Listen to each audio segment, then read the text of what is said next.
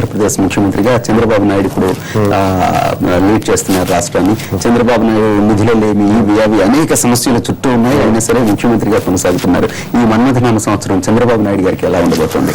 ఇప్పుడు చంద్రబాబు నాయుడు గారిది కూడా ఏంటంటే ఇంతకుముందు మనం అనుకున్నది, అంటే నాకు తెలిసిన ఇన్ఫర్మేషన్ ప్రకారం ఏంటంటే 1950లో పుట్టాడని అనుకున్నాము, ఏప్రిల్ 20వ తారీఖు పుట్టారనుకున్నాము. కానీ ఏంటంటే యాక్చువల్గా నాకు ఈ మధ్యనే తెలిసింది ఏంటంటే 1948 జనవరి 7వ తారీఖు నాడు పుట్టారని తెలిసింది. దాని ప్రకారమే నేను ఫలితాలు చెప్తున్నాను అన్నమాట. ఇప్పుడు దాంట్లో మీకు లేటెస్ట్ గా ఏదైతే అప్డేట్ అయిందో అది కరెక్ట్ అనుకుంటున్నారో దాని ప్రకారం చెప్పండి.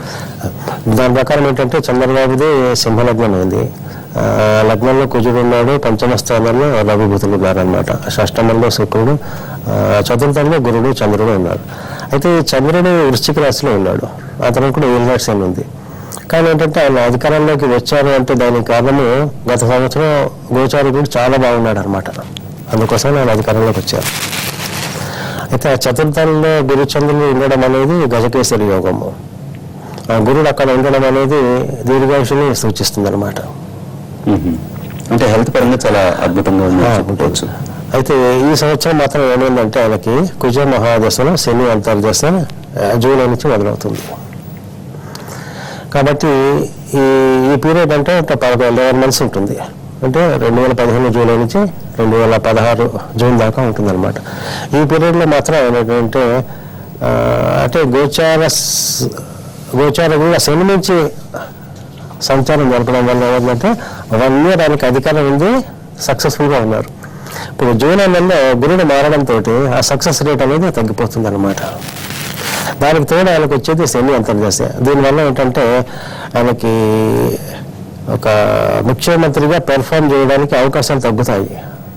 శని ప్లానెట్ ఆఫ్ కంట్రాక్షన్, గురుడు ఎక్స్పాన్షన్, ఎట్లాగో దానికి ఆపోజిట్ శని కొంచెం ఇదనమాట, అంటే ఎక్కువగా పెర్ఫామ్ చేయడానికి అవకాశం ఇవ్వడు శని.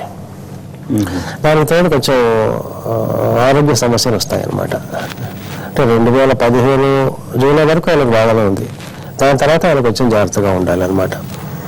అంటే కేంద్రం నుంచి నిధులు రాకపోవచ్చు, లేకపోతే అంటే రాజధాని కట్టడానికి అవకాశం లేకపోవచ్చు. అద్భుతమైన రాజధాని నిర్మిద్దామనే ఆలోచనలో ఉన్నారు కాబట్టి ఈ రాజధాని నిర్మాణానికి ఆటంకాలు ఏమైనా ఎదురవుతాయో, లేకపోతే ఇతని జాతక ప్రభావం రాజధాని నిర్మాణంపై కూడా ఏమైనా అవకాశం కనిపిస్తుంది? ఉంటుందండి, ముఖ్యమంత్రి యొక్క జాతక ప్రభావం చాలా ఉంటుంది అనమాట. ఇప్పుడు వర్షాలు, పంటలు, వీటి మీద కూడా ముఖ్యమంత్రి యొక్క జాతక ప్రభావం ఉంటుందన్నమాట. అయితే ఇప్పుడు ఈయన జాతకం ప్రకారం ఏంటంటే ఈ జూలై నుంచి ఒక 11 months ఈ క్యాపిటల్ నిర్మాణం అనేది కొంచెం ఆలస్యం అవుతుంది అనమాట.